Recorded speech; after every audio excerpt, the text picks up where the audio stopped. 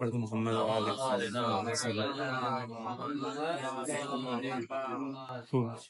بسم اللہ الرحمن الرحیم۔ پہلے تو الحمدللہ یہاں پر آ کے مجھے کافی خوشی کا احساس ہوا کہ ہمارے یہاں پر کم ایسے کام ہوتے ہیں جہاں پر نظم کے ساتھ، آرگنائزیشن کے ساتھ، ایک آرگنائزڈ شکل میں بلند مدت کے لیے کوئی کام ہوتا ہے، جہاں پر یہ کام انفارچونیٹلی کم ہے ہمارے درمیان۔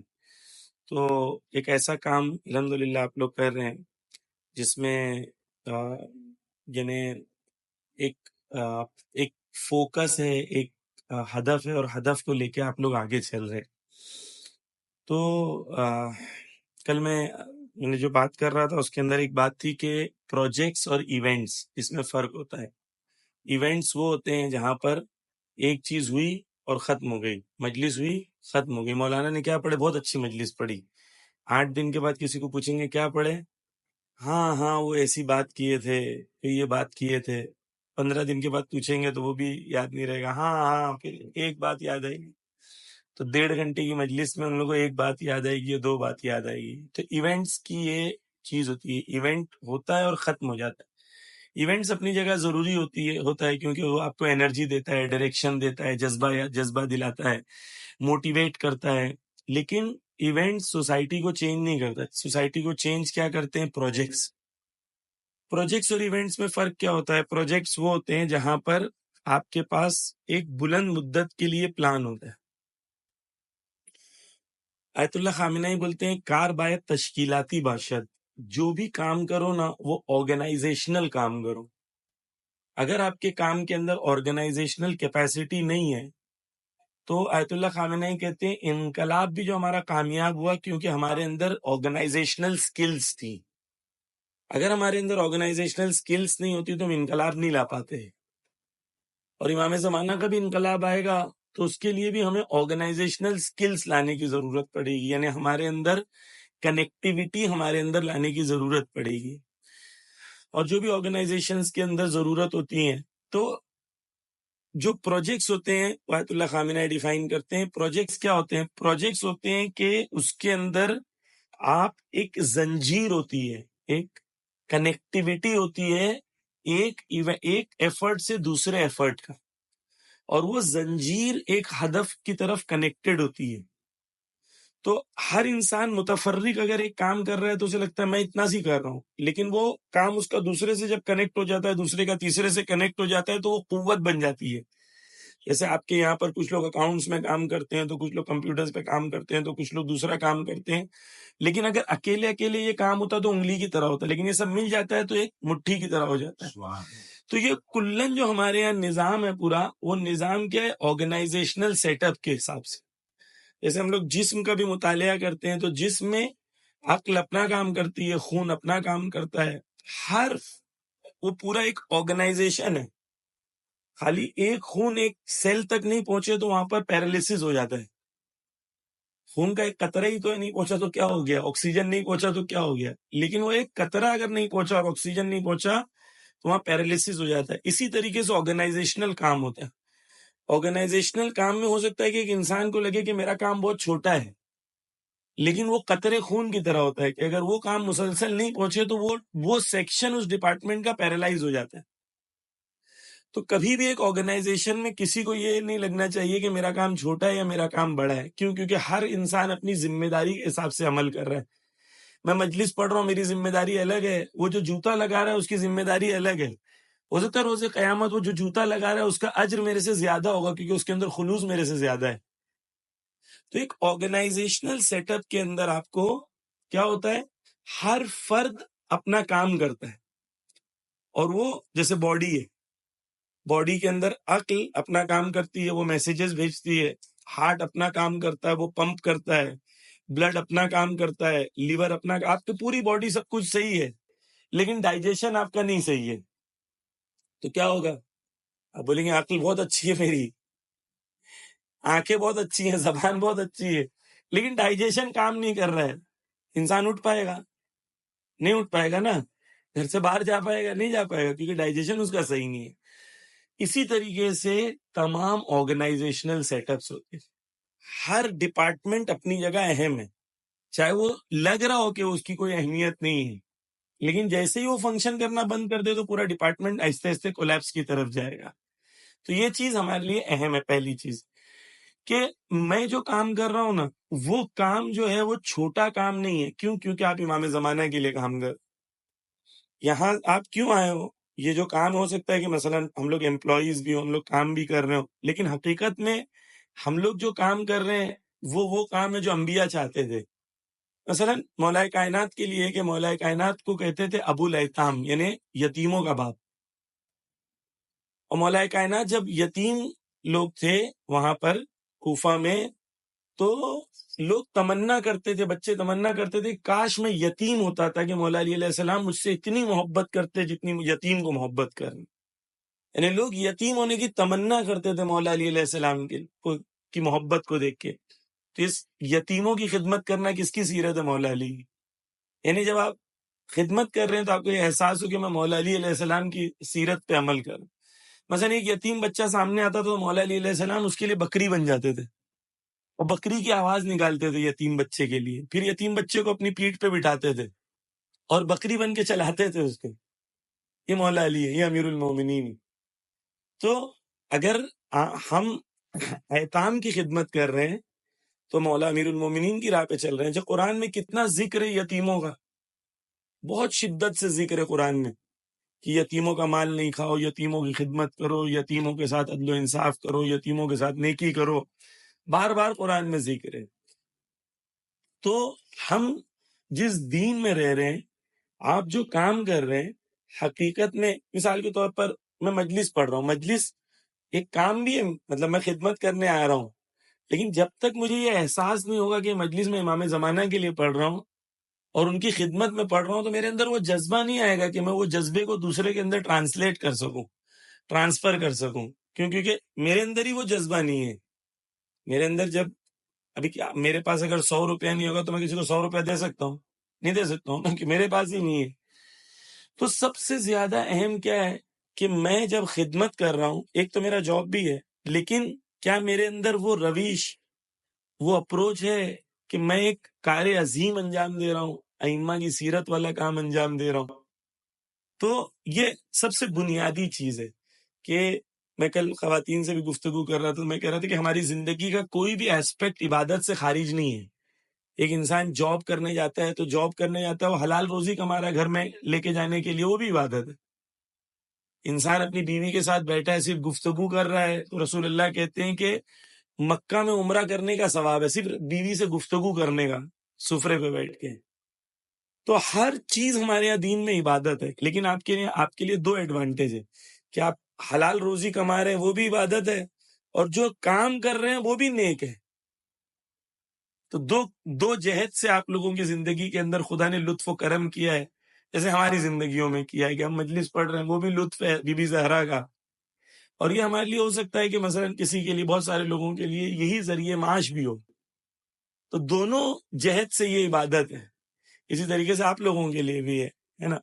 تو سب سے پہلے یعنی میں تو اپنے لیے کہوں گا کہ مثلا آپ لوگ خوش نصیب ہیں کہ خدا نے آپ لوگوں کو توفیق دی ہے کہ آپ لوگ اس پروجیکٹ اور ایسے پروجیکٹس کا حصہ بن سکیں، اور خدا کا شکر کریں. واقعاً کوئی زندگی میں نیکی کی ہے، اچھا کام کیا ہے، والدین نے کوئی نیکی کی ہے، جب ہماری زندگی میں یہ ایسپیکٹس ہماری زندگی میں آیا ہے. دوسری چیز، یہ تو پہلی چیز عرض کیا. دوسری چیز، آپ خود اپنی زندگی میں ہمیشہ رشد اور پروگریس کو تلاش کریں. جہاں پر ہیں وہاں پر راضی نہیں رہیں. اپنی زندگی میں نئے سکلز کو ایکوائر کریں، نئی چیزوں کو ایکوائر کریں. معصوم کہتے ہیں مومن کا 2 دن ایک برابر نہیں ہونا چاہیے. یعنی کیا؟ یعنی میں نے جو آج سیکھا ہے اور جو کل سیکھا ہے، اس کے اندر میری زندگی میں کوئی چینج آنا چاہیے، میری زندگی میں کوئی رشد اور پروگریس آنا چاہیے. تو مجھے اپنے آپ کو ہمیشہ خود، جب میں بچوں کو کہہ رہا ہوں کہ تمہاری زندگی میں رشد ہونا چاہیے، تو میں خود بھی اپنی زندگی میں رشد لانے کی کوشش کروں، پروگریس لانے کی کوشش کروں. میں بھی بامبے میں ایک شیعہ بچہ ہے، اس کو جانتا ہوں. وہ بہت ساری اسلامک ایکٹیویٹیز میں بھی انوالوڈ ہے، جاب بھی کرتا ہے، ساتھ میں کورسز بھی کرتا ہے. ابھی ریسنٹلی پہلے PGDMS کیا، پھر ایران سے اس نے اسلامک کورس کی سرٹیفکیٹ کیا، ابھی اس نے ایک MBA کا کورس کیا. یہ سب کرتا ہے وہ. اور ساتھ میں جاب بھی کرتا ہے, بیوی بھی ہے, بچے بھی ہے. کیوں؟ کیونکہ اس نے اپنی زندگی کو آرگنائز کیا ہے, اس کے وقت کو اس نے ٹائم ٹیبلنگ کیا ہے. اگر ہماری زندگی میں ہمارے پاس وقت کو ہم ٹائم ٹیبل سے گزاریں تو ہمارے پاس ہر چیز کرنے کے لیے وقت ہے. لیکن ہماری مشکل کیا ہے کہ ہماری زندگی آرگنائز نہیں ہے. خدا نے 24 گھنٹے دیے ہیں, 8 گھنٹہ سونے میں, 2 گھنٹہ آنے جانے میں, 10 گھنٹے گزر گئے, ابھی بھی 14 گھنٹے بچے ہوئے ہیں, 8 گھنٹہ جاب میں, ٹھیک ہے, تو ابھی بھی 6 گھنٹے بچے ہوئے ہیں, 1 گھنٹہ کھانے پینے میں اور نماز میں, ابھی بھی 5 گھنٹے بچے ہوئے ہیں. اگر ہم اپنی زندگی کو آرگنائز کر لیں تو ہمارے پاس وقت ہے. چلیں 1 گھنٹہ آپ کھیل لیں, انجوائے کر لیں, چٹ چیٹ کر لیں, گپ شپ کر لیں, پھر بھی 4 گھنٹے بچے ہوئے ہیں. اگر ہم اور آپ اپنی زندگی کو آرگنائز کر لیں, صرف وقت کو منظم کر لیں. ایک بندہ تھا, ابھی ہم لوگ ڈیلی, مثال کے طور پر آپ لوگ پتہ نہیں جو میٹرو سے کون آتے ہیں, کار سے, بائک سے کون آتے ہیں نہیں پتا, لیکن جو لوگ میٹرو سے آتے ہیں, امریکہ میں ایک بندہ تھا, وہ ڈیلی 1.5 گھنٹہ ٹریول کرتا تھا اور 1 گھنٹہ ریٹرن آتا تھا, تو میوزک سنتا تھا وہ. ایک دن اس نے بیٹھ کے سوچا ہے, میں میوزک سنتا ہوں 1 گھنٹہ روز, مجھے تو کچھ حاصل نہیں ہوتا ہے, تو میں کیا کروں کہ اپنے یہی وقت کو, ایکسٹرا وقت نہیں, صرف یہی وقت کو جو میں ڈیلی ٹریول کرتا ہوں, اس کو میں آرگنائز کر لوں, اس سے کچھ سیکھوں یا کچھ کروں. تو اس نے بولا کہ میں میوزک سنتے سنتے نیٹنگ کروں گا, بونوں گا, سویٹر بنتا ہے نا جس سے. اس نے کہا کہ میں بننا شروع کروں گا, یہی وقت کو جو میرا فری, کوئی ایکسٹرا وقت نہیں, یہاں جو وقت وہ ڈیلی ضائع کر رہا تھا, اسی وقت کو اس نے آرگنائز کرنا شروع کیا. اس نے ورلڈ ریکارڈ بنا لیا, Guinness book of world record میں اتنا بڑا اس نے نیٹ بونا. کون سے وقت سے؟ وہی وقت جو ڈیلی وہ گزار دیتا تھا جس میں کچھ نہیں کرتا تھا, وہ اس نے Guinness book of world record میں اپنا نام درج کرا لیا. کون سے وقت سے؟ وہ وقت جو ہماری زندگیوں میں بھی ہے. ہمیں لگ رہا ہے کہ میں نوحہ سن کے ٹائم گزار رہا ہوں, لیکن ٹھیک ہے آپ نوحہ سنیں, لیکن کتنی بار آپ کو اس وقت کو آرگنائز کرنا پڑے. مثال دے رہا ہوں میں آپ کو, مثلا فار ایگزامپل ہمارا سبیل قرآن کا ایک پروجیکٹ, اس میں آپ ڈیلی 7 منٹ, اگر 10 منٹ ڈیلی قرآن سنیں گے, ڈیلی قرآن کی تفسیر سنیں گے, تو 5 سال میں پوری تفسیر قرآن کی ختم ہو جائے گی. اگر ہمارے پاس, کس کے پاس ڈیلی 10 منٹ نہیں ہے؟ سب کے پاس ہے, لیکن ہم لوگ منظم لوگ نہیں ہیں. تو کامیابی کے لیے ایک عنصر کیا ہے, ایک چیز کیا ہے, اپنی زندگی میں نظم لانا. آپ جو دوسرے بچوں کو کہہ رہے ہیں مثلا کہ آپ کو گروتھ حاصل کرنی ہے, وہ آپ کے اندر بھی دکھنی چاہیے اس کو کہ آپ بھی رشد کر رہے ہیں. جب وہ دیکھیں گے کہ آپ رشد کر رہے ہیں, آپ پروگریس کر رہے ہیں, کل مجھے 1 چیز آتی تھی, آج 2 آتی ہے, کل 3 آتی ہے, 4 آتی ہے, تو I am learning new things in life. اور یوٹیوب کی وجہ سے اور سوشل میڈیا کی وجہ سے آپ کے پاس آپشن ہے آج نئی چیزوں کو سیکھنے کا, جو آج سے 20 سال پہلے آپ کے پاس نہیں تھا. بہت ساری چیزیں آپ سیکھ سکتے ہیں, اسکل سیکھ سکتے ہیں. اگر آپ کی انگلش ضعیف ہے تو انگلش بولنے کے لیے پریکٹس کر سکتے ہیں. آپ جو انگلش کورسز کر سکتے ہیں, آپ سافٹ اسکلس کورسز کر سکتے ہیں, سرچ انجن آپٹیمائزیشن کے کورسز کر سکتے ہیں, سب آن لائن فری ہیں. آپ سوشل میڈیا مینجمنٹ کے کورسز کر سکتے ہیں, کینوا کو یوز کر رہے ہیں, استعمال کر سکتے ہیں. آپ اپنی زندگی کے جو بھی آپ کی فیلڈ سے ریلیٹڈ اسکلس ہیں, ابھی میرے پوسٹرز میں بناتا ہوں, جو میرے پوسٹرز بنتے ہیں وہ میں بناتا ہوں. مجھے ایک بندے نے میسج کیا, مولانا آپ کا پوسٹر بہت اچھا ہے, کون بناتا ہے, اس کا نمبر دو. میں نے اپنے ہی نمبر بھیج دیا اس. تو جب میرے پاس وقت ہوتا ہے, میں ٹریول کرتا ہوں تھوڑا سا, یا رات کو آدھا گھنٹہ پونا گھنٹہ مجھے تھوڑا ریسٹ بھی کرنا ہوتا ہے, مائنڈ کو جو نارمل چیزوں سے ریلیکس لے کے کوئی دوسری چیزوں میں مائنڈ کو ڈائیورٹ کرنا ہوتا ہے, تو میں پوسٹرز بناتا ہوں. مثال دے رہا ہوں میں, تو میرے پاس, میری وائف کہتی ہے کہ تم بھوکے نہیں سو گے کبھی بھی, تمہارے پاس اتنی اسکلس ہے کہ کچھ نہ کچھ کر کے تم اپنا پیٹ کاٹ ہی لو گے. تو میں دنیا میں جو ٹیکنالوجی میرے پاس موجود ہے, اس ٹیکنالوجی کے مطابق میں اپنی سکلز کو ڈیلی امپروو کر رہا ہوں کہ نہیں کر رہا ہوں. مثال کے طور پر میں اکاؤنٹس میں ہوں, ٹھیک ہے نا, تو اکاؤنٹس میں جو نئی چیزیں ہیں, مثلا مجھے ٹیلی آتی ہے یا نہیں آتی, ٹیلی آتی ہے تو میں ایک مرحلے پہ, ٹیلی آ گئی, اب مجھے نیکسٹ مرحلہ کیا ہے, نیکسٹ مرحلہ کیا ہے, نیکسٹ. ہمیشہ اپنی زندگی میں ایک سوال کرو, واٹ نیکسٹ. یہ ہمیشہ ہر انسان کے لیے رشد ہونا چاہیے, کہ خدا نے ایسے ہی بنایا ہے انسان کو. اس لیے دیکھیں, فلوئنگ واٹر جو ہوتا ہے نا, وہ پاک ہوتا ہے, چاہے پانی کم بھی ہونا, لیکن آب جاری ہوتا ہے تو اسے ہم کیا کہتے ہیں, آب پانی پاک ہے. ایسے ہی ہے نا, آب جاری کیا ہوتا ہے, پاک ہوتا ہے, اور کلین بھی ہوتا ہے. پانی تھوڑا بھی ہے لیکن وہ بہہ رہا ہے کنٹینیوس, تو کلین ہوتا ہے. لیکن پانی بہت زیادہ بھی ہو، تالاب ہو، پانی بہت ہے، تالاب ہے، لیکن ایک جگہ ہے، اس کے اندر جمود آ گیا، اسٹیگننسی آ گئی، تو کیا ریزلٹ ہوا؟ کائی بن گئی، پانی ہرا ہو گیا، پانی کے اندر گندگی آ گئی، پانی زیادہ ہے لیکن جمود آ گیا، جمود یعنی اسٹیگننسی۔ اب اس کے اندر فلو نہیں ہے، اس کے اندر گروتھ نہیں ہے، جہاں تھا 2 سال پہلے ابھی بھی وہی ہے، 5 سال پہلے جہاں تھا ابھی بھی وہی ہے۔ ہم لوگ بھی ایسے ہی ہو جاتے ہیں، میں وہی ہوں جو 5 سال پہلے تھا، اگر میں وہی ہوں تو میں نے پروگریس نہیں کیا، پروگریس نہیں کیا تو میں انسان کیسا ہوں؟ انسان وہ ہے جو رشد کر رہا ہو، وگرنہ انسان نہیں ہے۔ حیوان میں اور انسان میں کیا فرق ہے؟ گائے 100 سال پہلے بھی یہی کرتی تھی، ابھی بھی یہی کرتی ہے۔ انسان میں فرق یہ ہے کہ 100 سال پہلے کچھ اور کرتا تھا، ابھی کچھ اور کرتا ہے۔ تو میری زندگی میں رشد ہونا چاہیے، تو یہ ہماری انڈیویجول زندگی، کیونکہ ہم لوگ جو جاب کر رہے ہیں یا اسٹڈیز کر رہے ہیں وہ اپنی جگہ پر ہے، لیکن ہم لوگ کو خود اپنی زندگی کے اندر بھی ایک رشد کی ضرورت ہے، پروگریس کی ضرورت ہے۔ اب اسپریچول رشد ہو، اکنامک رشد ہو، آپ کے اسکلز کے حساب سے رشد ہو۔ مثلا آیت اللہ خامنئی اپنے گھر میں جتنے دیر میں کھانا لگتا تھا اتنے دیر میں تفسیر کی کلاس رکھتے تھے، یعنی جو کھانا بٹ رہا ہے، لوگ ویٹ کر رہے ہیں تو قرآن کی تفسیر سناتے تھے، صرف اتنی دیر جتنی دیر میں کھانا آ رہا ہے، اتنی دیر میں پورے قرآن کی تفسیر انہوں نے گھر میں ختم کر دی۔ اور ہم لوگ اس وقت بیٹھ کے کیا کر رہے ہوتے ہیں؟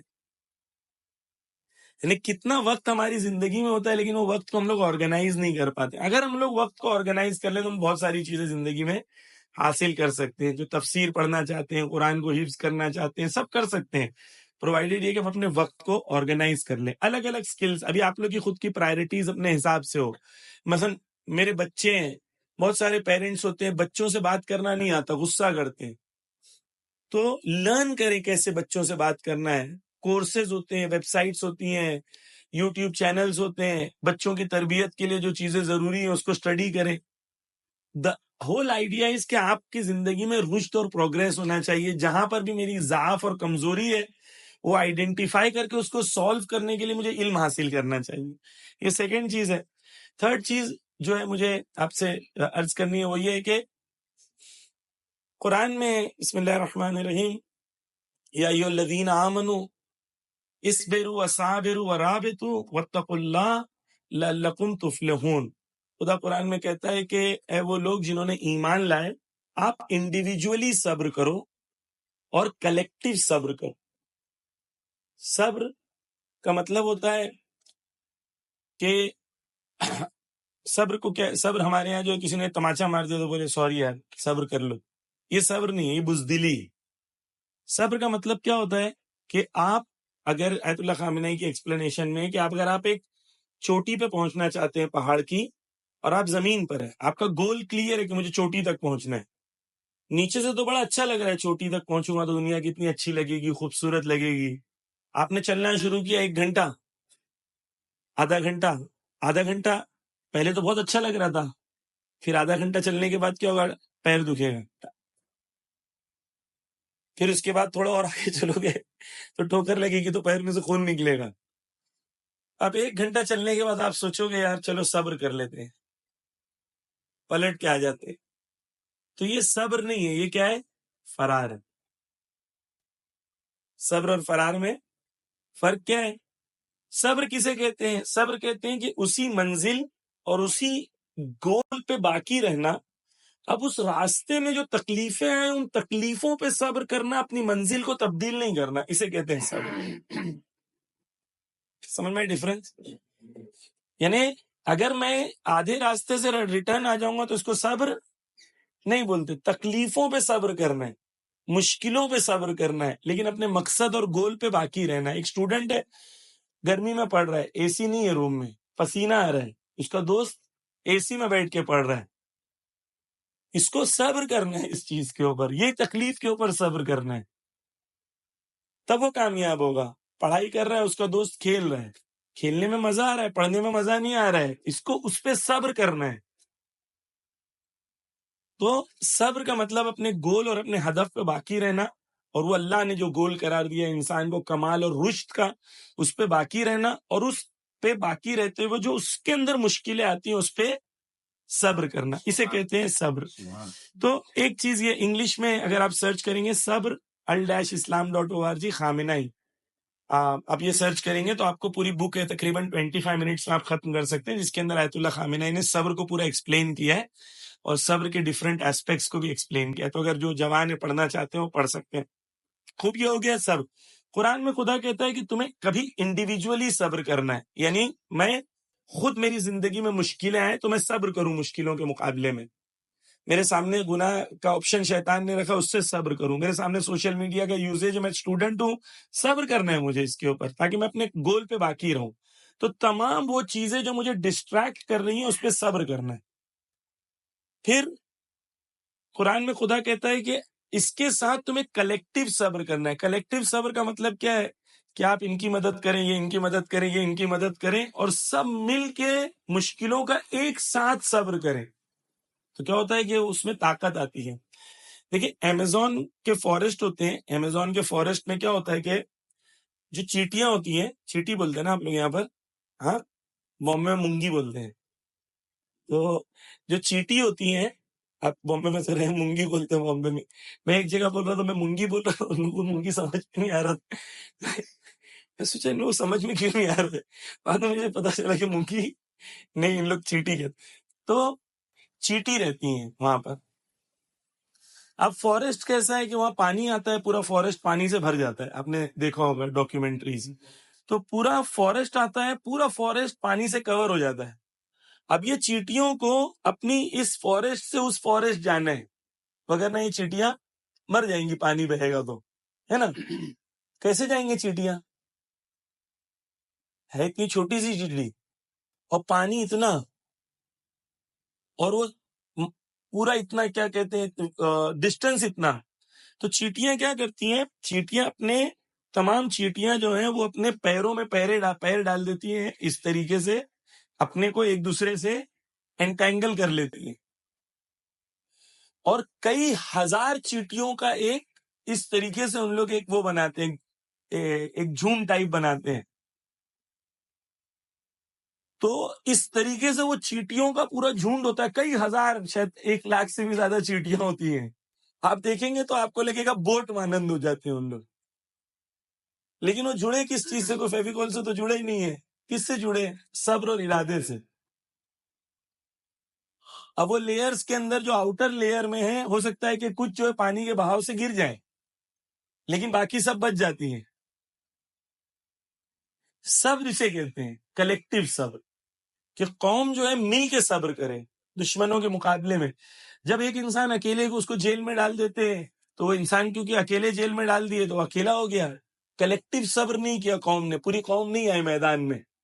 جیسے CA NRC میں آئے لوگ، کلیکٹیو صبر کیا، ریزلٹ کیا ہوا؟ دشمن پیچھے ہٹ گیا، ہے نا. تو خدا نے کیا کہا ہے یہاں پر؟ خدا نے کامیابی کے لیے 4 چیزیں بتائی ہیں اس آیت میں، اور کہا کہ اگر تم یہ 4 چیزوں کو اپنی زندگی میں اپناؤ گے، جو قوم اپنائے گی، انڈیویجول نہیں ہے بات، یہاں پر قوم کی بات ہے، وہ قوم جو کامیاب ہوگی اس کے اندر 4 کوالٹیز ہوں گی. ایک کیا ہے؟ وہ صبر کریں گی. انڈیویجولی لوگ ان میں صبر کریں گے، ان کے اندر کلیکٹیو صبر کرنے کی صلاحیت ہوگی، سارے مل کے ایک دوسرے کو سپورٹ کریں گے. تو یہ پروجیکٹس جو ہوتے ہیں، یہ پروجیکٹس قوم میں صلاحیت پیدا کرتے ہیں کہ ایک دوسرے کو سپورٹ کریں، کلیکٹیو صبر. تیسری چیز کیا ہے؟ واتقوا اللہ، اور اللہ کا تقوی اختیار کرو. اے وہ لوگ جو ایمان لائے، خود انڈیویجولی صبر کرو. پہلا ایمان ہے، پھر صبر ہے، کلیکٹیو صبر ہے، اور پھر اس کے بعد ہے وَالرَّابِطُ، اصبروا وصابروا وَالرَّابِطُ. رابطو کہتے ہیں اپنے ریلیشنز کو. ایکچوئل اس کا مطلب یہ ہوتا ہے کہ جو آپ جب جنگیں ہوتی تھی پہلے اور مسلمان باؤنڈریز تھی، تو وہ جو باؤنڈریز ہوتی ہے نا مسلمانوں کی، اس کو ڈیفینڈ کرنا اور ان کے درمیان ریلیشنز کو اسٹیبلش کرنا. ایک دشمن ہے، اس کے خلاف آپ کی مرز ہے، باؤنڈری ہے، اس باؤنڈری کو ڈیفینڈ کرنا. یعنی اپنے اندر اتنا نیٹ ورکنگ اسٹرانگ کرو کہ دشمن کے مقابلے میں تم اتنے رابطے تمہارے اسٹرانگ ہو، اتنے نیٹ ورک ہو کہ دشمن کا مقابلہ تم کر سکو. واتقوا اللہ، اور اللہ کا تقوی اختیار کرو، لعلکم تفلحون، اگر تم چاہتے ہو کہ تم کامیاب ہو جاؤ. تو یہاں پر خدا نے چند چیزیں کہی ہیں. ایران میں جو انجمنیں ہوتی ہیں، ماتمی انجمنیں، وہ 10,000 انجمن ہے، 10,000 انجمنوں کی ایک فیڈریشن ہوتی ہے، 10,000 انجمنیں کا فیصلہ مل کے کرتے ہیں کہ ہمیں اس سال کیا کر رہے ہیں. ہمارے یہاں ایک گاؤں کی 2 انجمن ایک ساتھ نہیں رہ سکتی ہیں. کیوں؟ کیونکہ ہمارے یہاں رابطوں میں ہم لوگ بہت ضعیف ہیں. مثلا چھولس والوں کا امروہہ والوں سے کیا رابطہ ہے؟ کوئی رابطہ نہیں ہے نا. اسی طریقے سے مثلا الگ شہر کا الگ، مثلا حتیٰ قریب قریب رہنے والے گاؤں کا ایک دوسرے سے کوئی رابطہ نہیں، نہ انجمنوں کا رابطہ ہے، نہ امام جمعہ کا رابطہ ہے، نہ علماء کا رابطہ ہے، نہ کسی نیٹ ورکڈ نہیں ہے ہم قوم. جبکہ معصومین نے کیا کیا ہے؟ معصومین نے زمانے غیبت، جو چھٹے امام کے زمانے کے بعد، 5ویں امام کے زمانے کے بعد، فل ایمفسس نیٹ ورک پہ تھا.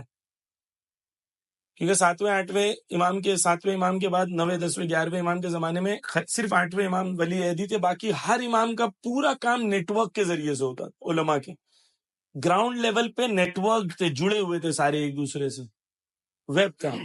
تو ہمیں قوم کو کامیاب ہونے کے لیے یہ سب چیزیں کرنے کی ضرورت ہے. آپ لوگ کا پروجیکٹ ہے، پروجیکٹ کا یہی کام ہے کہ پروجیکٹ فائنلی اس کے اندر قوت ہونا چاہیے نیٹ ورکنگ کی، کہ ہم اپنی قوم کے ایسیٹس کو کیسے یوٹیلائز کر سکیں، ایک دوسرے کے ٹیلنٹ کو کیسے ایکسپلائٹ کر سکیں، ڈپلیکیشن آف ورک نہ ہو.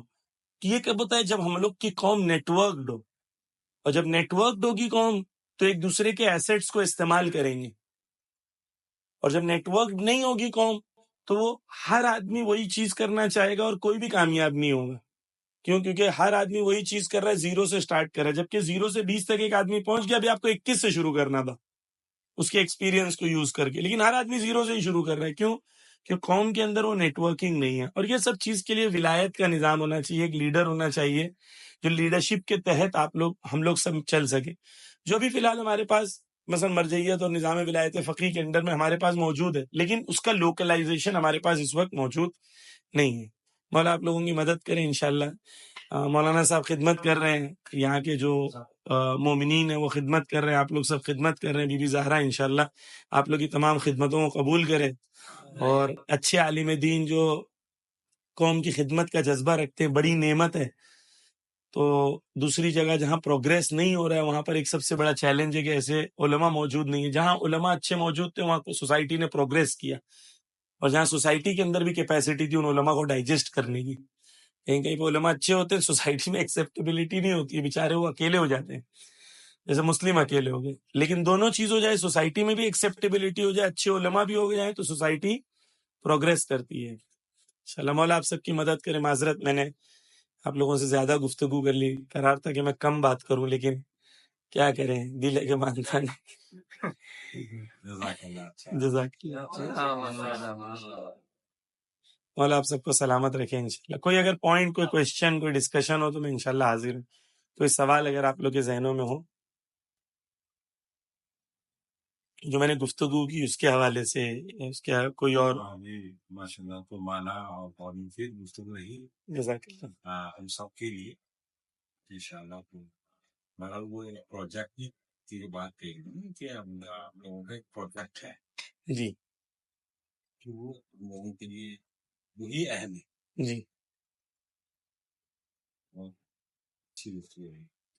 جزاک اللہ. آپ نے گائیڈ کیا، آپ نے اپنے کام سے خطاب سے خیر دے. انشاءاللہ شکریہ آپ لوگوں کو، آپ نے موقع دیا. اور قیمتی وقت آپ نے نکالا یہاں پر. ہم اپنی طرف سے، اپنے تسکیز کی طرف سے، یہاں کے بوائز اور جو ہے اسٹوڈنٹ کی طرف سے آپ کا شکریہ ادا کرتے ہیں اور خیر مقدم کہتے ہیں. جزاکم اللہ خیرہ.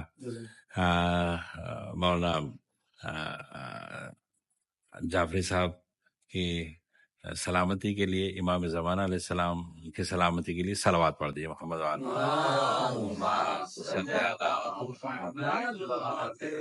اور یہاں